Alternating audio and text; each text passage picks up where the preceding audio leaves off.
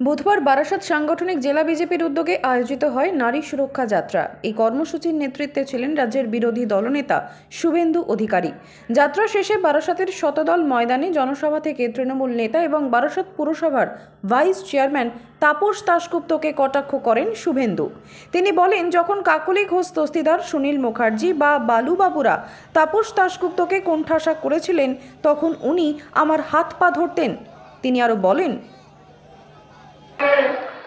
একটা লোক আছে, তিনি নাকি শ্রমিক নেতা।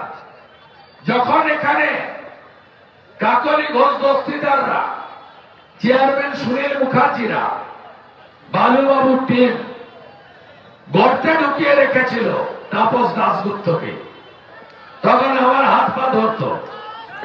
অন্যদিকে বিরোধী দলনেতার এমন মন্তব্যের কড়া প্রতিক্রিয়া দেন তাপস দাশগুপ্ত। তিনি বলেন, শুভেন্দু অধিকারীকে নিয়ে যত কম কথা বলা যায় ততই ভালো। উনি মুখ্যমন্ত্রী হওয়ার স্বপ্নের দল ছেড়েছিলেন। এদিন তিনি আরও বলেন, শুভেন্দু অধিকারীর কথা যত না বলা যায় তত ভালো। উনি মুখ্যমন্ত্রীর আশায় দলটা ছেড়েছিলেন, বিজেপিতে গেছিলেন এবং দেখছেন যে মুখ্যমন্ত্রী দূরের কথা, বিজেপি কোনোদিন ভোটে জিততে পারবে না সেটা সন্দেহ আছে। ন্যাচারালি ওখানে সাইকিয়াট্রিক ডাক্তার দেখানো দরকার। কেন ওর কাছে যখন আমি গেছিলাম তখন ও যুব কংগ্রেসের সভাপতি ছিল, পরবর্তীকালে ও পরিবহন মন্ত্রী ছিল। ন্যাচারালি আমার ট্রেড ইউনিয়ন দেখতে গেলে পরিবহন মন্ত্রীর সঙ্গে মাঝে মাঝে জায়গায় একবার না, আমি দুবার গেছিলাম ওর কাছে এবং তখন নানা রকম কথা বলেছিল। সে কথাগুলো না বলাই ভালো। যেটা বলেছিল সেটা সঠিক না এবং আমি তখনই বুঝেছিলাম উনি দলটা ছেড়ে দেবেন। দলের বিরুদ্ধে নেত্রীর বিরুদ্ধে কথাগুলো বলেছিলেন। যাই হোক, গতকালকে যেটা বলেছেন সেটা আর কিছুই না, অসহায়ের কথা। অসহায় হয়ে এসব কথাবার্তা বলে।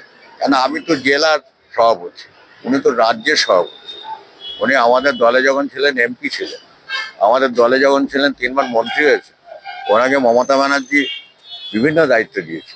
সুতরাং সেইগুলো চলে যাওয়ার ফলে ন্যাচারালি হাত পা কামড়াচ্ছে, সব বলে যায় এবং স্বাভাবিক কারণে এর কথার উত্তর দেওয়ার কোনো যুক্তি নেই। কারণ আমি আবার বলছি, সাইকিয়াট্রিক ডাক্তার দেখালে মনে হয় ভালো হবে, আমার মনে হয় এই মুহূর্তে।